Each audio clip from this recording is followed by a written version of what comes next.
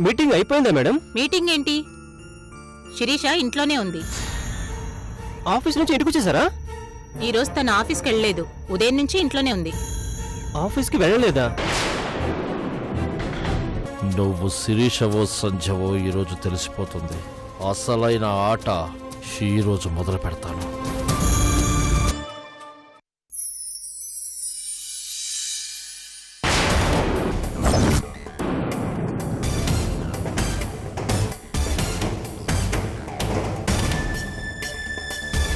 నానా, మళ్ళీ ఏంట్రా?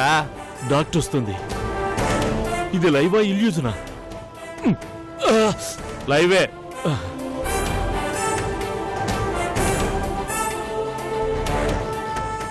కత్తిపోట్లు లేవు కదా డాక్టర్? ఉన్నాయి సార్. బాగా చూసారా? చూశాను. ఇంకోసారి చూడండి. ఎన్నిసార్లు చూసినా అవైతే మాయమైపోవు. అంటే అది శిరీష్ అన్నమాట. అన్ని పోట్ల తర్వాత కూడా అది ఎలా బతికిందంటారు? కొన్నిసార్లు కొంతమందికి అదృష్టం వల్ల కలిసిస్తుంది సార్. ఛా!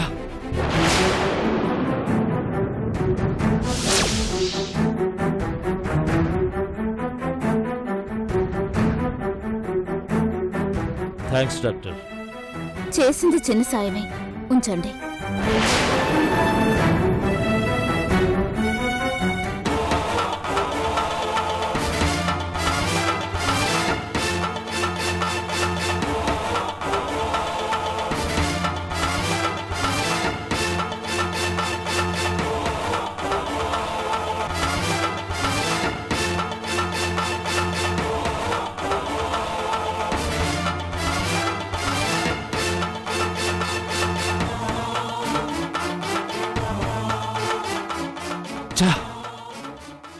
ఎంతో కష్టపడి ఎన్నో ఎంక్వైరీలు చేసి ఇంత చేస్తే ఫలితం లేకుండా పోయింది. ధర్మతేజ అనుకున్నది కరెక్ట్ కాకుండా ఉండదు. ఫస్ట్ టైం ధర్మతేజ లెక్క తప్పింది. So be alert.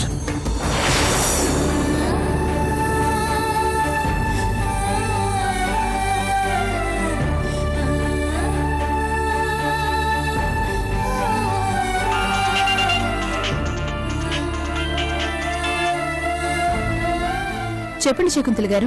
ఆ ధర్మతేజ పరశురాములు వెళ్ళిపోయారు మేడం. వాళ్ళతో ఏం చెప్పారు? మీరు చెప్పమన్నట్టు చెప్పాను. సంధ్య గారికి కత్తిపోట్లు ఉన్నాయని చెప్పాను.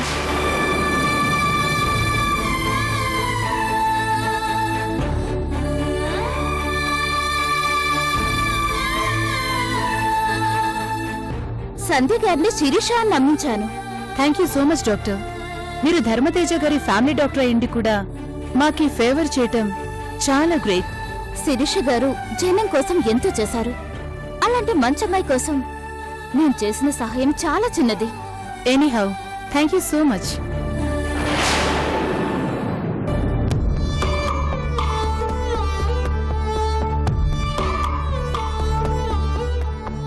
ఇట్స్ ఓకే డాక్టర్, ఉంటాను. Thank you doctor.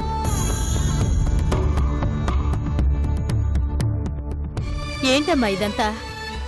ఇంకా వాళ్ళ దుర్మార్గం చచ్చిపోలేదంటమ్మా. డబ్బు కోసం ఆస్తుల కోసం పాకులాడేవాళ్లు ఎంతకైనా తెగిస్తారు జానకమ్మా. సగం చచ్చిపోయి బ్రతుకుతున్న ఈ మనిషి నిజంగా చచ్చిపోయిందా లేదా అన్న అనుమానంతో ఎంత రగిలిపోతున్నారమ్మా ఆ దుర్మార్గులు.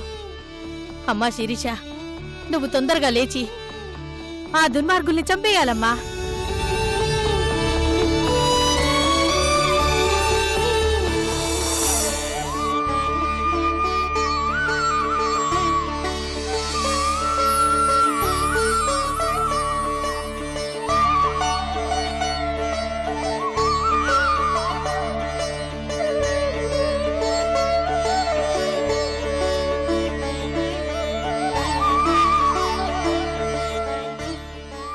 జీవితంలో సంతోషపడే క్షణాల్ని చాలా తక్కువిచ్చి బాధపడే రోజులు మాత్రం చాలా ఎక్కువిచ్చావు. అడిగితే ఆనందాన్ని ఇవ్వవు కానీ అడగకపోయినా దుఃఖాన్ని మాత్రం చాలా ఇస్తావు.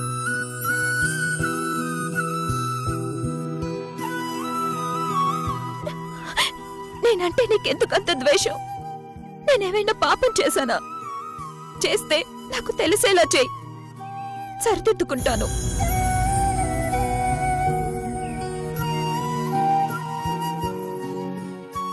అంతేగాని నీ శక్తినంతా నా మీద ప్రయోగించి నన్ను బలి తీసుకోకు.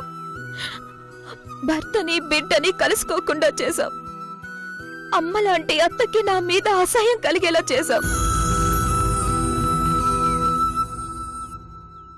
విషాదం నుంచి తేరుకొని అందరూ ప్రశాంతంగా మారే సమయానికి ప్రళయాన్ని సృష్టించి 2 కుటుంబాల్ని వేరు చేసేశావు.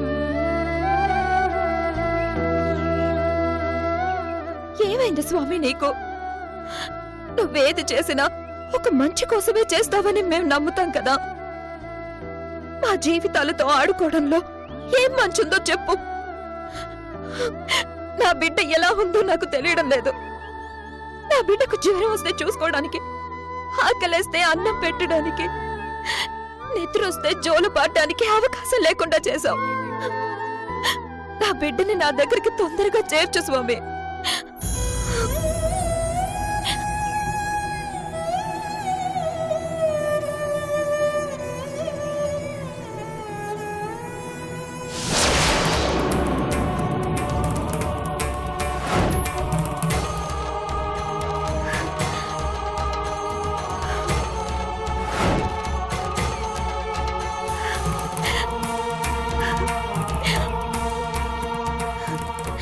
పాపా, ఇక్కడున్నావేంటమ్మా నువ్వు?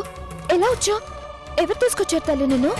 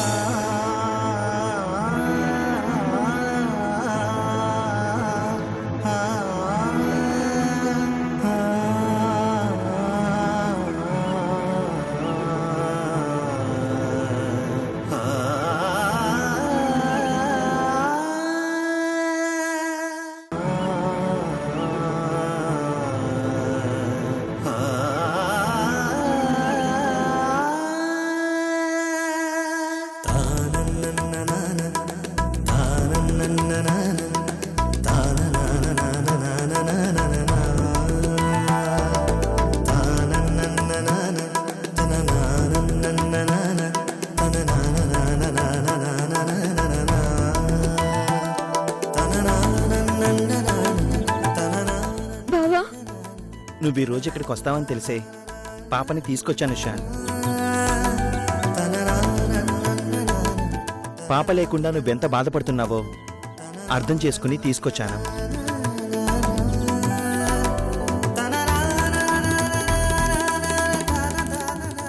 ఆ దేవుడికి నేను ఇలా మొక్కుకున్నానో లేదో, నా దేవుడు నా మొక్కు తీర్చేశాడు.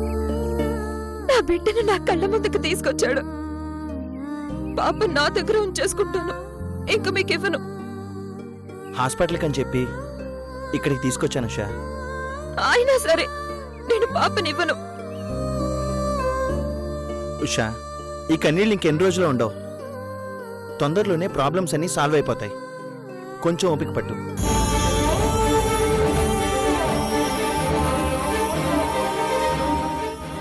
అప్పటి వరకు అప్పుడప్పుడు నేను పాపను తీసుకొస్తూ ఉంటాను, సరేనా? మరో దారి లేదు కదా బావా, ఇంకేం చేయగలను? సరే, ఇంక మేము బయలుదేరుతాం. ఒక్క నిమిషం బావా.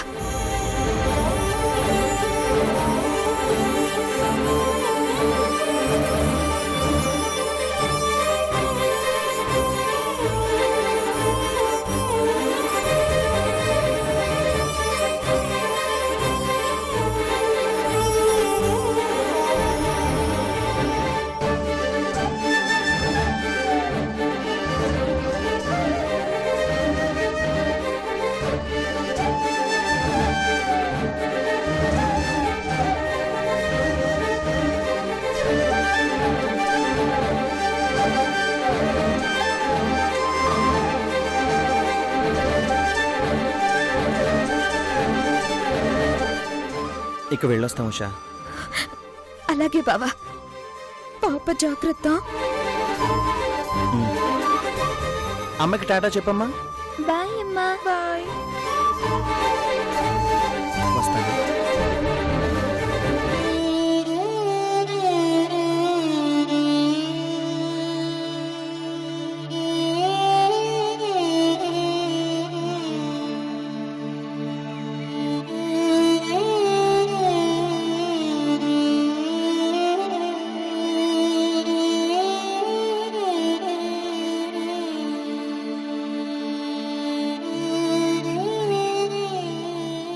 అమ్మా.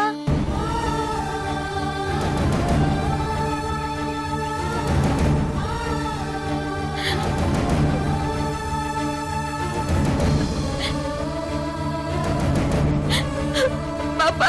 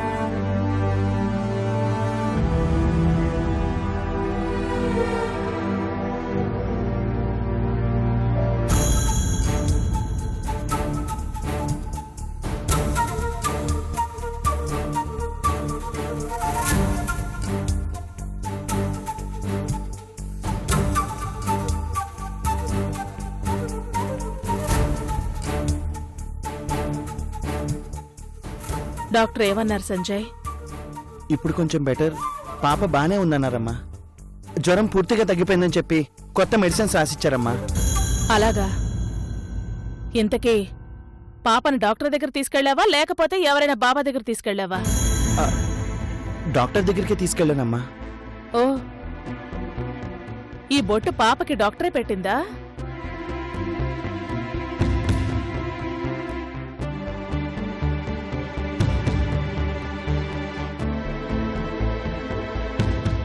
ఈ మధ్య డాక్టర్లు ట్రీట్మెంట్ అయిపోయిన తర్వాత బొట్లు పెట్టి ప్రసాదాలిచ్చి మరీ పంపిస్తున్నారా? వస్తూ దారిలో గుడికెళ్ళి దండం పెట్టుకొచ్చానమ్మా. ఏమని? ఏమనంటే అదే పాపకి ఆరోగ్యం బాగుండాలని. అంతే. అంతేనా? తల్లి బిడ్డ తొందరగా కలిసిపోవాలని మొక్కుకోలేదా? సరే, ఒకసారి మన ఫ్యామిలీ డాక్టర్కి ఫోన్ చేయి. ఎందుకమ్మా? అంటే నేను ఫోన్ చేస్తే మీరు రాలేదని చెప్పింది, అందుకని. బహుశా నువ్వు ఫోన్ చేసే టైంకి మేము వెళ్ళలేదేమో. నేను ఫోన్ చేసింది 5 నిమిషాల క్రితమే. అయిపోయిందా? కవర్ చేసుకునే అవకాశం ఇంకేమైనా ఉందా? అది కదమ్మా. రేయ్, నువ్వేం చెప్పినా నమ్మడమే నాకు తెలుసురా. మొదట్నుంచి నేను చేస్తున్న పని అదేరా. ఇప్పటికీ నమ్ముతాను. నువ్వు చెప్పింది అబద్ధమని తెలిసినా నమ్ముతున్నాను. ఎందుకంటే నేను నా కొడుకుని అంతగా ప్రేమించాను కాబట్టి, నెత్తిన పెట్టుకున్నాను కాబట్టి. నీ మాటలు వింటున్నాను కదా అని, నమ్ముతున్నాను కదా అని మళ్ళీ మళ్ళీ నమ్మక ద్రోహం చేయాలని ప్రయత్నించకు.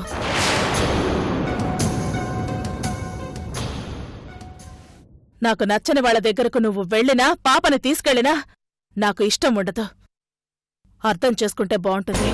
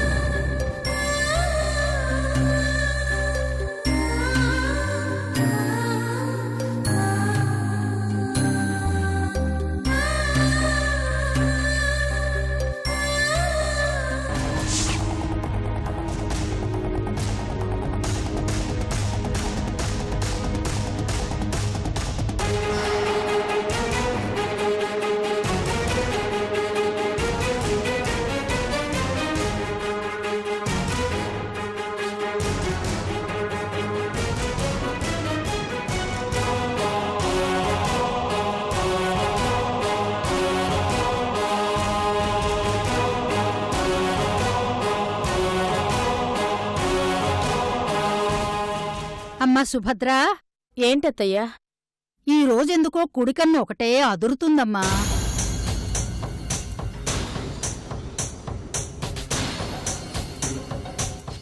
కుడికన్ను అదిరితే అపశకునం కదా అత్తయ్యా? అవునమ్మా, ఎలాంటి వార్త వినవలసి వస్తుందోనని చాలా భయంగా ఉందమ్మా.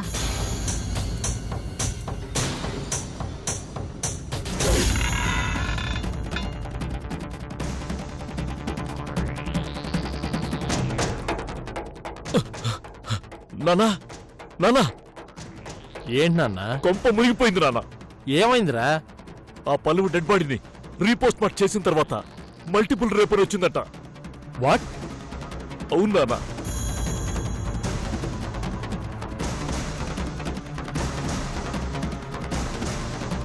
అయిపోయిందిరా, అంతా అయిపోయింది. ఏదైతే జరగకూడదనుకున్నామో అదే జరిగింది. తక్కువ అంచనా వేశాం. కేసు రీఓపెన్ చేసి వాళ్ళు ఏం చేస్తారని చాలా తక్కువ అంచనా వేశాం. ఆ జీకే గార్డు అరెస్ట్ చేయడానికి వచ్చినప్పుడు యాంటిసిపేటరీ బెయిల్తో తప్పించుకున్నామని అనుకున్నాను గాని వాళ్ళు ఇంతలా తవ్వుతారు అనుకోలేదు. నా అనుమానమే నిజమైందమ్మా. ఏదో కీడు జరగబోతుంది అనుకున్నాను. ఆ కీడు నీ కొడుక్కే జరగబోతుందన్నమాట. ఒకవేళ సాక్ష్యాలు, ఆధారాలు నీ కొడుకే నేరం చేశాడని రుజువు చేస్తే ఊరి తప్పదమ్మా.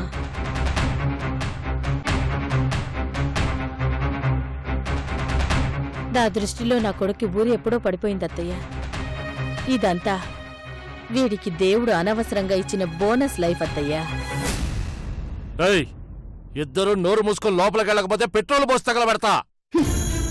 నువ్వేం చెయ్యలేవురా, ఎందుకంటే అన్ని దారులు మూసుకుపోయాయి. రాక్షస సంహారం చేసే సమయం వచ్చేసింది. పాపాలు పండాకే శిశుపాలుడు, హిరణ్యకశిపుడు అంతమయ్యారా. మీ పాపాలు కూడా నిండాయి కాబట్టి రాక్షస సంహారం జరగబోతుంది. మా టెన్షన్లో మేముంటే చెత్త కథలు చెప్తావేంటి? చెత్త కథలు కాదురా మనవడా, నీతి కథలు. ఒక్కసారి ఆ శ్రీకృష్ణ పరమాత్ముడి భగవద్గీత చదవండిరా, మీ జీవితాలే మారిపోతాయి. ఆయన మాటలు ఆచరిస్తే మనుషులుగా మారిపోతారు.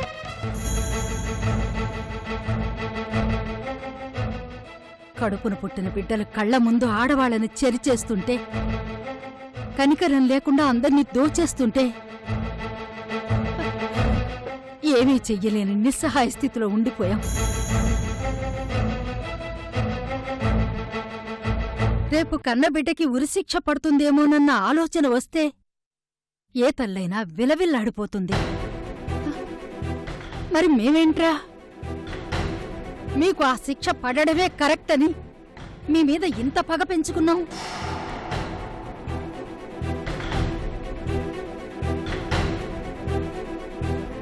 తల్లి బిడ్డల మధ్య ఇంత శత్రుత్వం రావడం ఎంత దౌర్భాగ్యంరా. ఒరే నాన్న,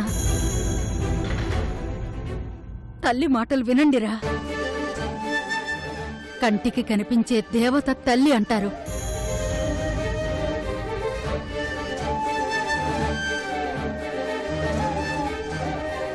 మీరు చేసిన నేరాలు ఒప్పుకోండి. మీ అంతటి మీరే వెళ్లి లొంగిపోండి. మీకు శిక్ష తక్కువ పడుతుంది. ఆ తర్వాత మేము ఎవరి కాళ్ళైనా పట్టుకుని మీ ఇద్దరిని మేం విడిపించుకుంటాం. ఏయ్, చావు సలహాలు ఇచ్చావంటే చచ్చిపోతావు. వింటున్నాం కదా అని ఓ ఉపన్యాసాలు ఇస్తూనే ఉన్నావు. ఇంకొకసారి ఇలాంటి చెత్త ఉపన్యాసాలు ఇచ్చావంటే ఊరుకోను. రే నాన్న, పదరా.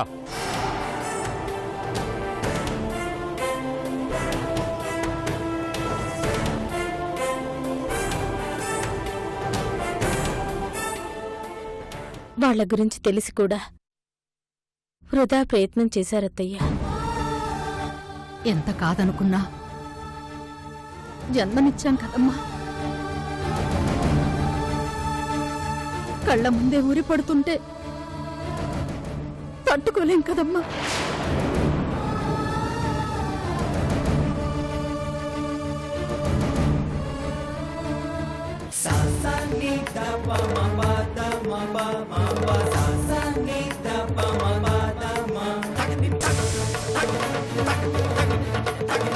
Thank you.